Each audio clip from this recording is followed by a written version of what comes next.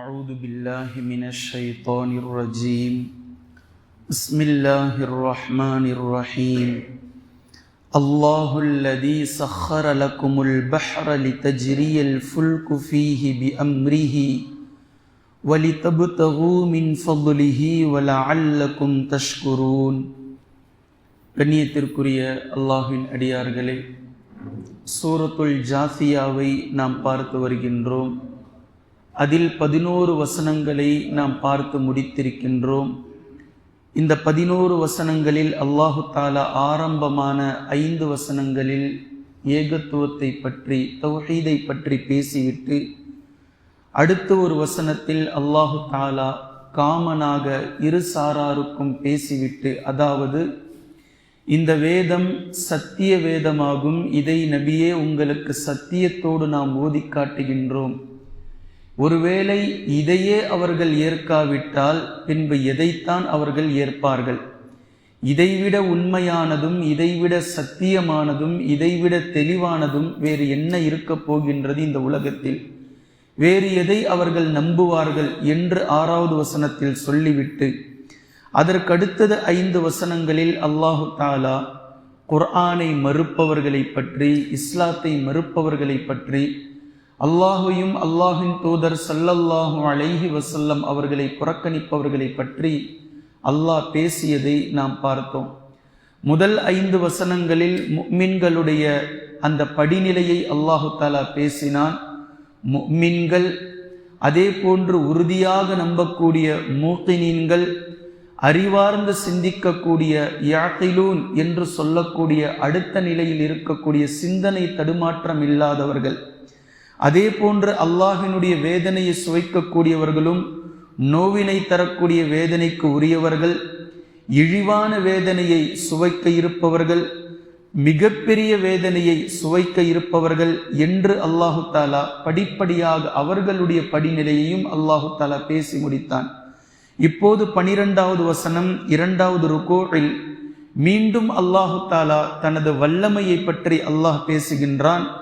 அல்லாஹுல்லதி சஹர லக்குமுல் பஹர, அல்லாஹ் அவன்தான் உங்களுக்கு கடலில் செல்லக்கூடிய கடலை உங்களுக்கு வசப்படுத்தி கொடுத்தான். மிக பிரம்மாண்டமான கடல். பூமியில் நீங்கள் இருக்கிறீர்கள், கிட்டத்தட்ட உலகத்தில் 4ல் 1 பாகம்தான் பூமி இருக்கின்றது, தரைமார்க்கம். ஆனால் இதை தாண்டி மீதி 75 விழுக்காடுகள் கடல்தான் இருக்கின்றது. சிறிய பூமியில் இருக்கக்கூடிய உங்களுக்கு மிகப்பெரிய பரப்பளவில் இருக்கக்கூடிய கடல் மார்க்கத்தை உங்களுக்கு அவன் வசப்படுத்தி கொடுத்திருக்கின்றான். அதனுடைய பாதைகளை உங்களுக்கு எளிமையாக்கி இலகுவாக்கி தந்திருக்கின்றான். இன்று வரையிலும் நீங்கள் பார்க்கலாம், கடல் மார்க்கத்தின் வழியாகத்தான் மிகப்பெரிய கோடிக்கணக்கான சொத்து மதிப்புகள் கொண்ட வியாபாரத்தினுடைய பொருட்கள் செல்வதை நீங்கள் கண்டு கொள்ளலாம். பல நாட்கள், பல மாதங்கள் அதற்கென்று தேவையான விஷயங்களை கொண்டு மிக பிரம்மாண்டமான கடல்களில் கப்பல்கள் செல்வதை நாம் பார்க்க முடியும். இந்த பாதையை போட்டு கொடுத்தது யார்? இந்த பாதையை இலகுவாக கடல்களில் செல்வதற்கான துணிச்சலை கொடுத்தது யார்?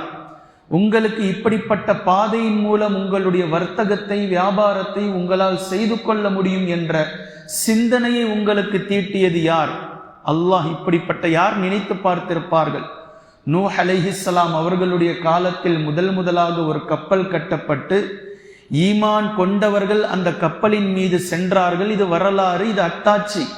அதற்கு பின்னால் இன்று இன்ஷா அல்லாஹ் இனி கியாமத் நாள் வரைக்கும் மக்கள் இந்த கடல் மார்க்கம் வழியாக மிகப்பெரிய வசதி வாய்ப்புகளை அடைந்திருக்கிறார்கள், பெற்றிருக்கிறார்கள். அல்லாஹ் இந்த கடலை உங்களுக்கு வசப்படுத்தி கொடுத்திருக்கின்றான். இது வெறுமனே வியாபாரத்திற்காக மாத்திரமல்ல, அதன் மூலமாக அல்லாஹு தாலா இறைச்சியை வழங்கி இருக்கின்றான்.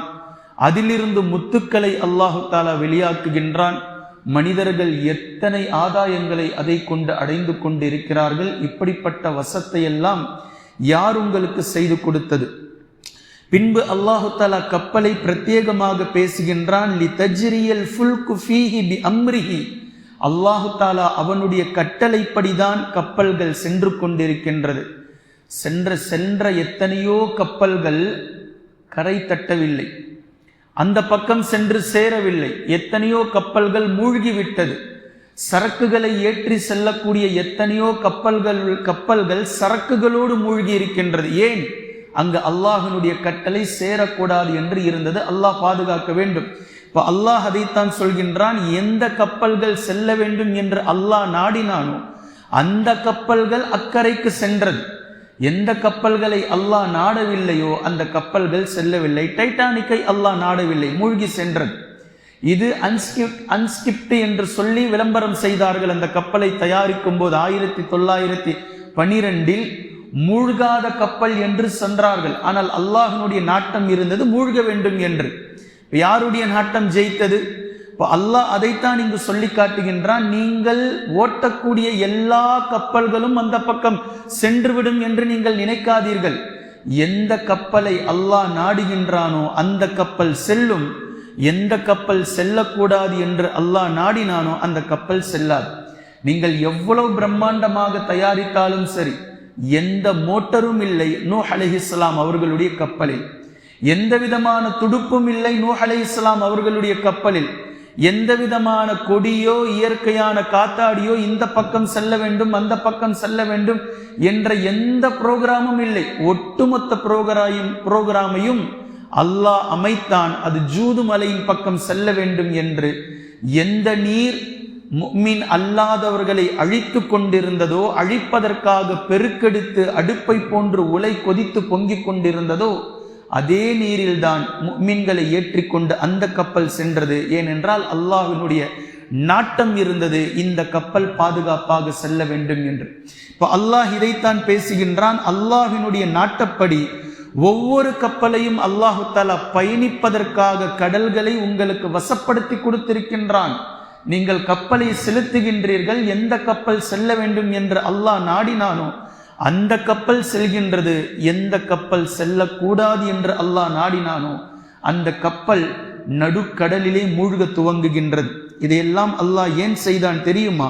வலி தபுதகு மின் ஃபத்லிஹி, கடலிலே அல்லாஹு தஆலா அவனுடைய அருளை வைத்திருக்கின்றான். உங்களுக்கான வியாபாரத்தை வைத்திருக்கின்றான். உங்களுக்கான தேடலை அல்லாஹ் வைத்திருக்கின்றான்.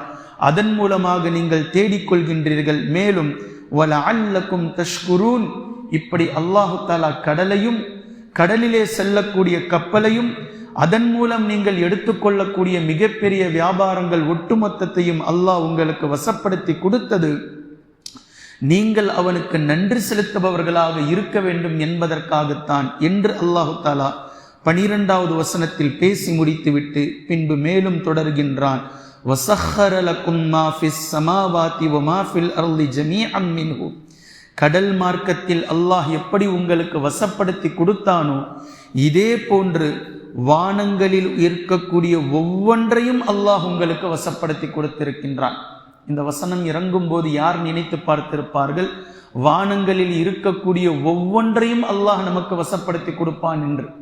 இன்று மனிதன் ஆராய்ச்சி என்பதின் மூலம் விண்கலத்திலே சென்று தங்குகின்றான். இப்போ சுனிதா வில்லியம்ஸ் போய் தங்கி படாத பாடுபட்டு வந்தாங்கல்ல, போயிட்டு ஜூன் மாதம் வரக்கூடியவர்கள் இப்போதான் வந்தாங்க. இப்போ ஜூன் வரப்போகுது, ஒரு வருஷம் தாண்டிடுச்சு. கிட்டத்தட்ட 9 மாசம் கழிச்சு கஷ்டப்பட்டு வந்தாங்க. இப்போ இந்த விஷயத்தை அல்லாஹ் அன்றே பேசுகின்றான். வானங்களில் உள்ள ஒவ்வொன்றையும் அல்லாஹ் உங்களுக்கு வசப்படுத்தி கொடுத்திருக்கின்றான். நீங்கள் நினைப்பதை போன்று இதை ஆராய்ச்சி அதை ஆராய்ச்சி, அங்கு செல்கின்றோம் இங்கு செல்கின்றோம். கடல் மார்க்கத்தில் பாதையை அல்லாஹ் எப்படி உங்களுக்கு இலகுவாக்கி வைத்தானோ ஆகாய மார்க்கத்திலும் அல்லாஹு தஆலா உங்களுக்கு பாதை இலகுவாக்கி வைத்திருக்கின்றான். தரை மார்க்கத்தில் சவுதிக்கு நீங்கள் 8000 கிலோமீட்டரில் சுற்றி கொண்டு செல்ல வேண்டுமானால் ஆகாய மார்க்கத்தில் அதை 4000 கிலோமீட்டர்களாக அல்லாஹ் நாட்டுகளாக ஆக்கி வைத்திருக்கின்றான். யார் இதை 1400 ஆண்டுகளுக்கு முன்னதாக இப்படி கணக்கிலிட்டு இருக்க முடியும்? ஆனால் அல்லாஹு தஆலா மிக தெளிவாக வானுலகத்திலும் பயணத்தின் பாதை இருக்கின்றது. தரை மார்க்கத்தில் செல்வதை விடவும் அந்த பாதை மிக எளிமையானது என்பதை அல்லாஹு தஆலா அன்றே பேசியிருக்கின்றான். வஸஹர லக்கும் மா ஃபிஸ் ஸமாவாதி வ மா ஃபில் அர்தி, பூமியில் இருக்கக்கூடிய ஒவ்வொன்றிலும் அல்லாஹ் உங்களுக்கு வசப்படுத்துதலை தந்திருக்கின்றான். ஜமீஅன் மின்ஹு, வானிலும் பூமியிலும் இருக்கக்கூடிய ஒட்டுமொத்தத்தையும் அல்லாஹ் உங்களுக்கு வசப்படுத்தி கொடுத்திருக்கின்றான். அல்லாஹ் வசப்படுத்தியை கொடுத்ததினால்தான் மனிதன் வெற்றி கண்டு கொண்டிருக்கின்றான். இதை நாங்கள் ஆராய்ச்சி செய்தோம், இதன் பக்கம் நாங்கள் கண்டுபிடித்தோம், இவ்வளவு வேகத்தில் எங்களால் செல்ல முடிந்த அளவிற்கு புல்லட் ட்ரெயினை கண்டுபிடித்திருக்கின்றோம், இந்த நேரத்தை எங்களால் இவ்வளவு மிச்சப்படுத்த முடியும். இதெல்லாம் மனிதர்களுடைய கண்டுபிடிப்பு அல்ல. மனிதர்களுடைய கண்டுபிடித்ததற்கு முன்னால் உங்களால் இப்படி இப்படி செய்ய முடியும் என்று அல்லாஹ் உங்களுக்கு பிளானிங்கையும் ரூட்டிங்கையும் போட்டு கொடுத்திருக்கின்றான். உங்களுக்கு அல்லாஹ் இப்படிப்பட்ட சிந்தனைகளையும் இப்படிப்பட்ட வசதி வாய்ப்புகளையும் வசப்படுத்துதலை அல்லாஹ் ஏற்படுத்தி தந்திருக்கின்றான். இன்ன ஃபீ ஸாலிக லஆயாத்தில் லிகௌமி யதஃபக்கரூன். அல்லாஹ்வை அனுதினமும் சிந்தித்து கொண்டிருக்கக்கூடிய சமூகத்திற்கு இதில் ஏராளமான அத்தாட்சிகள் இருக்கின்றது, பலதரப்பட்ட அத்தாட்சிகள் இருக்கின்றது என்று அல்லாஹு தஆலா பேசுகின்றான். பின்பு இப்படியெல்லாம் அல்லாஹ் வசப்படுத்தி கொடுத்ததினால் நீங்கள் செய்ய வேண்டிய விஷயம் என்ன தெரியுமா என்று அல்லாஹு தஆலா 14வது வசனத்தில் ஒரு கட்டளையை, அழகான ஒரு கட்டளை இடுகின்றான். அது என்ன என்பதை இன்ஷா அல்லாஹ் தொடர்ந்து நாம் பார்க்கலாம். குர்ஆனையும் ஹதீஸையும் தெளிவாக விளங்கக்கூடிய நன்மக்களாகவும் அதை நடைமுறைப்படுத்தக்கூடிய மக்களாகவும் அல்லாஹ் நம்மை ஆக்குவானாக. சுப்ஹானக்கல்லாஹும்ம பிஹம்திக அஷ்ஹது அல்லா இலாஹ இல்லா அன்த அஸ்தக்ஃபிருக வ அத்தூபு இலைக்.